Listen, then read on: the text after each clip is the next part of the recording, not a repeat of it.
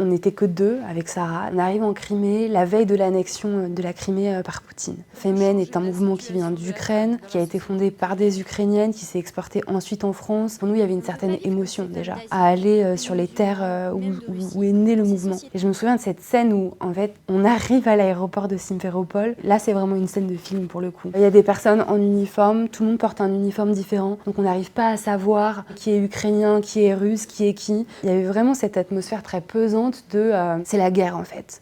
Et donc on arrive sur le lieu de l'action où il y avait un regroupement de pro-russes. Et donc nous, on vient délivrer un message anti-Poutine. Et donc on sait que c'est chaud, quoi. On se dit avec Sarah, il faut qu'on fonce sur le mec qui tient le micro comme ça et qui est en train de faire des discours. Et puis il faut qu'on crie notre slogan dans son micro. Le temps de l'action, ça a toujours été très spécial pour moi. C'est-à-dire que vous avez un espèce de cocktail dans la tête. Vous sentez les hormones, en fait, vous sentez l'adrénaline et le cortisol infusés très très fort. Et ça produit des sensations physiques parfois presque un peu spectaculaires, quoi. Cette action en Crimée, c'est la première et seule fois où j'ai eu peur dans une action féminine. Parce que je me retrouve au milieu d'une foule comme ça qui veut clairement me tabasser. Et je tombe entre les mains de 4 hommes. Je me souviens, en fait, ils me tiennent chacun par les poignets et les chevilles. En fait, ils me font traverser la foule et je suis comme ça, le visage face au ciel.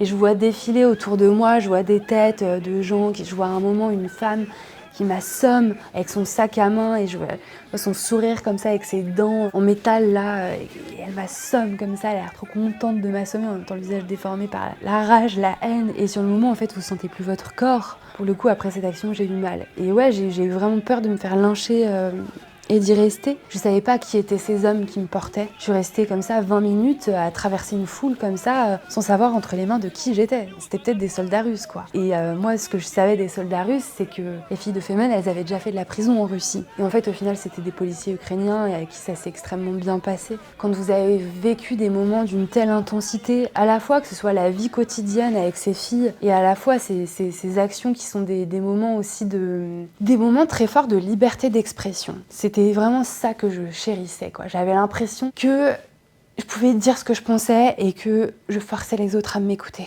C'était très agréable. Vraiment, ça a été les années les plus heureuses de ma vie et en même temps, quand vous avez vécu des moments d'une telle intensité, tout vous paraît fade après.